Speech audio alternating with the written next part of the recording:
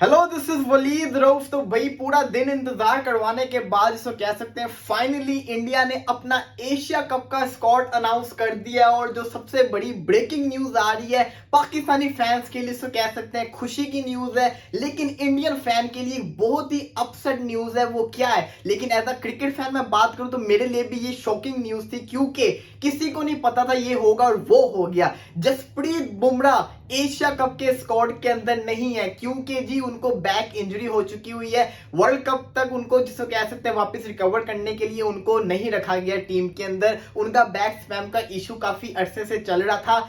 Even के India ने इतना रेस्ट भी करवाया, अपनी टीम को रेस्ट करवाते रहे, दूसरे प्लेयर्स को चांस देते रहे, लेकिन फिर भी एक बड़ा नुकसान इंडिया की टीम को आ चुका हुआ है।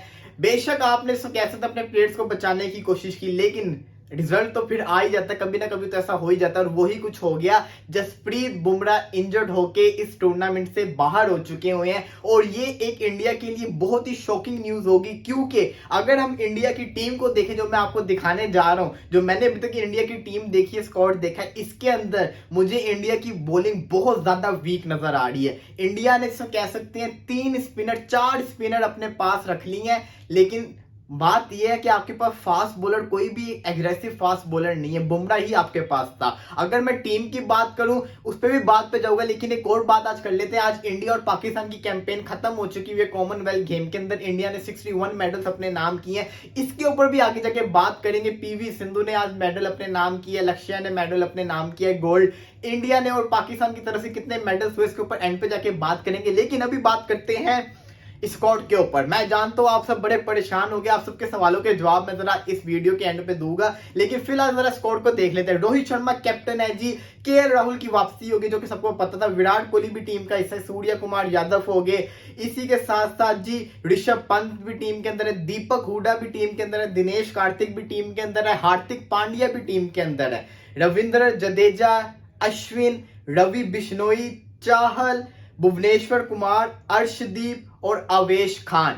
अब आप अगर देखें बैटिंग में तो इंडिया की टीम आपको तगड़ी नजर आ रही है, तगड़ी है भी। हर बल्लेबाज एकदम परफेक्ट बल्लेबाज है। बैटिंग के लिहाज से इंडिया की टीम बहुत स्ट्रॉन्ग नजर आ रही है, नो डाउट। लेकिन अगर आप इंडिया की बॉलिंग को भी देखेंगे, आपके सामने होगी बॉलिंग, जडेजा, अश्विन, चाहल, रवि बिश्नोई, ये 4 स्पिनर है। इनमें से 2 खेलेंगे टीम के अंदर कंफर्म, लेकिन आपने 4 स्पिनर स्क्वाड के अंदर रखे। इसके साथ साथ आपके पास फास्ट बॉलर कौन है, भुवनेश्वर कुमार, अर्शदीप यंग लड़का, अवेश खान कैसा बॉलर है, हम सब ने देखा है कि उसको कितनी मार पड़ती होती है।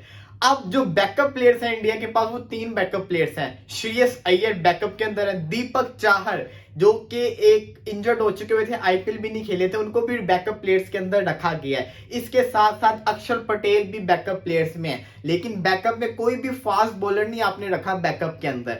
सवाल मेरा ये है, अगर जसप्रीत बुमराह इंजर्ड हो भी गए हैं तो आपने क्यों नहीं मोहम्मद शामी को अपनी टीम के अंदर रखा। मोहम्मद शामी के पास पेस थी, मोहम्मद शामी के पास एक्सपीरियंस था, मोहम्मद शामी लीड भी कर सकते थे फ्रंट से, लेकिन आपने भुवनेश्वर कुमार के कंधों के ऊपर सारा बोझ डाल दिया है। अब जब पहला मैच ही पाकिस्तान के साथ है और अगर इंडिया मैच वो हार गई तो सारा का सारा क्रिटिसिज्म किस पे होगा, सिलेक्शन के ऊपर। क्यों नहीं आपने फास्ट जिसको कह सकते हैं बॉलर्स को रखा। लेकिन आज टू बी ऑनेस्ट मैं सच्ची बात करूं, मुझे इंडिया की जो बैटिंग की टीम है, ये बैटिंग वाली साइड को देखूं और ऑलराउंडर्स को देखूं, मुझे इंडिया की टीम बहुत परफेक्ट नजर आ रही है।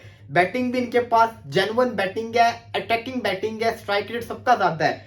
बॉलिंग की बात करूं तो बॉलिंग वीक है, लेकिन आपके पास ऑलराउंडर बड़े हैवी किस्म के, जडेजा ऑलराउंडर है, हार्दिक पांड्या ऑलराउंडर है, इवन के जी देखा जाए तो दिनेश कार्तिक भी विकेट कीपर ऑलराउंडर की कैटेगरी के अंदर ही आता है। लेकिन देखा जाए तो भाई दीपक चाहर भी आपने रखा हुआ है बेंच के ऊपर, वो भी आके खेल सकता है। तो ऑलराउंडर भी आपके पास अच्छे पे हैं, स्पिनर आपके पास आउट क्लास है, लेकिन फास्ट बॉलर की कमी इंडिया के स्क्वाड के अंदर नजर आ रही है। सवाल ये आ रहे हैं जी के मोहम्मद शामी को क्यों नहीं टीम में रखा। मोहम्मद शामी को मैं ये समझता हूं कि ज्यादती की है, मोहम्मद शामी को रखना चाहिए था टीम में, क्योंकि अगर आपके पास बुमराह नहीं था तो आपके पास मोहम्मद शामी का बेस्ट ऑप्शन था। इसके अलावा आपके पास कोई फास्ट बॉलर है ही नहीं, आपने 2 यंग लड़कों को दे दिया। देखिए मुकाबला सख्त होगा, क्योंकि पाकिस्तान के भी अब यंग बॉलर है। पाकिस्तान का जो बॉलर है, सीनियर बॉलर है, वो इस पर शाहिनशाह अफरीदी है, वो भी एक यंग लड़का ही है। तो हारिस रऊफ हो गया, शाहिनशाह अफरीदी हो गया, नसीम शाह हो गया, ये सारे पाकिस्तान के नए लड़के हैं। तो वो मुकाबला इक्वल होगा। अर्शदीप, अवेश खान, ये भी सारे नए लड़के हैं, भुवनेश्वरी सीनियर बॉलर है ना, तो मतलब कि अब दोनों तरफ से जैसे कहते हैं ना टिट फॉर टैट हो गया। तो बैटिंग के लिहाज से इंडिया का स्कोर मुझे बड़ा खतरनाक नजर आ रहा है, टू बी ऑनर, सच्ची बात बता रही हूँ। बैटिंग के लिहाज से इंडिया की जो टीम है मुझे पाकिस्तान से ज्यादा स्ट्रॉन्ग नजर आ रही है। सारे प्लेयर तो इन्होंने वापस रख लिए हैं, अब सवाल ये कि खेलेंगे कौन से 11। अब जरा बात कर लेते हैं कॉमनवेल्थ गेम के ऊपर। कॉमनवेल्थ गेम के अंदर इंडिया ने आज जिसको कह सकते हैं पीवी सिंधु, जो कि शुरू से खेलते आ रही है, हम सब जानते हैं कि अच्छी है बैडमिंटन के अंदर, आज फाइनली जिसको कह सकते हैं उन्होंने अच्छी परफॉर्मेंस दिखा के गोल्ड मेडल जीत लिया है। मुबारक हो, एक और गोल्ड मेडल इंडिया के पास आ गया है। इसी के साथ साथ लक्ष्या ने भी जिसको कह सकते हैं गोल्ड मेडल अपने नाम किया। तो इंडिया की अगर कैलकुलेशन की बात करें मेडल्स की, तो 61 मेडल्स इंडिया ने अपने नाम कर लिए हैं, जिसमें गोल्ड मेडल की इनकी तादाद अगर आप देखें तो क्या जबरदस्त 22 गोल्ड मेडल इंडिया ने अपने नाम किया है। पोडियम के ऊपर देखें तो इंडिया चौथे नंबर के ऊपर आ गया, तो इसका मतलब है कि अच्छी परफॉर्मेंस दिखाई है। पाकिस्तान की बात करें तो पाकिस्तान ने 8 मेडल्स अपने नाम किए हैं, जिसमें से 2 गोल्ड मेडल है। रात को अरशद नदीम ने मेडल जीता था, 3 सिल्वर 3 ब्रॉन्ज। तो ये थी कारकर्दगी कॉमनवेल्थ गेम की, तो इसमें अच्छी परफॉर्मेंस दिखाई है दोनों टीम्स ने। मैं ये समझता हूँ कि इंडिया की बहुत अच्छी परफॉर्मेंस थी, क्रेडिट जाता है आपने जिसको कह सकते हैं अपने प्लेयर्स में इन्वेस्टमेंट की थी, उसका फल आपको मिल गया। पिछले बार जब कॉमनवेल्थ गेम हुई इसमें इंडिया ने 36 मेडल्स लिए थे, इस बार आप देखें डबल मेडल्स आए हैं। तो इसका मतलब है कि इंडिया अपने प्लेयर्स एथलीट्स के ऊपर वर्किंग कर रहा है, पाकिस्तान भी करेगा, क्योंकि पाकिस्तान को पता चल गया है एथलीट हमारे अच्छे, इनको इन्वेस्टमेंट हमें इनके ऊपर करनी पड़ेगी। अब जरा स्कोर हमारे सामने आ गया, आपके सवाल ले लेते हैं, मेरे जवाब होंगे जी। सवाल ये है कि सवाल देखते हैं किसका क्या सवाल है, सवाल जल्दी से बताएं फिर आपके सवाल का। प्लेइंग 11, अब आपको क्या लगता है प्लेइंग 11 क्या होगी यार? प्लेइंग 11 अगर देखें स्ट्रीम की तो रोहित शर्मा, केएल राहुल ओपनिंग करेंगे, विराट कोहली नंबर 3 पे, सूर्य कुमार यादव नंबर 4 पे, ऋषभ पंत नंबर 5 पे खेलेंगे, दीपक हुडा को नहीं खिलाएंगे ये लोग, हार्दिक पांड्या खेलेगा, जडेजा खेलेगा, इसी के साथ साथ चाहल खेलेगा, भुवनेश्वर, अर्शदीप के साथ साथ आपका खेलेगा अवेश खान खेलेगा, तो आपकी टीम पूरी हो जाएगी। चार फास्ट बॉलर तो आपके यही बन जाते हैं ना। हार्दिक पांड्या भी एक मीडियम पेस से बॉल करता है, लेकिन मैं ये समझता हूँ कि मोहम्मद शामी की स्टिल कमी इंडिया महसूस कर रहा है। मोहम्मद शामी जिसको कह सकते हैं बहुत जरूरी पार्ट था इस इंडियन टीम का, जो कि इन्होंने ज्यादती की है, उसको रखना चाहिए था टीम के अंदर।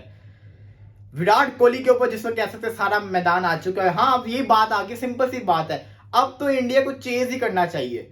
जब भी इंडिया किसको कह सकते हैं बाड़ी, अगर टॉस जीते इंडिया चेज करे, क्योंकि बॉलिंग में, अब बॉलिंग तो आपकी सामने है, बॉलिंग अगर आपको जितना मर्जी रन खा ले, इस वक्त इंडिया की जो बैटिंग है स्क्वाड के अंदर आप देखें तो बैटिंग ज्यादा मजबूत है, तो इनकी बैटिंग के ऊपर ये जी जाएंगे चेज की तरफ। तो चेज कर जाएंगे तो आराम से कह सकते हैं मैच भी जीत सकते हैं। मुझे अभी भी मैं बता रहा हूँ इंडिया की मुझे टीम की बैटिंग लाइनअप बहुत खतरनाक नजर आ रही है, और टेंशन वाली बात है पाकिस्तान के लिए, क्योंकि हमारे जैसे कह सकते हैं स्ट्राइक रेट देखें तो हमारे स्ट्राइक रेट कम है, लेकिन इंडियन प्लेयर्स का स्ट्राइक रेट ज्यादा है। सवाल जी सवाल।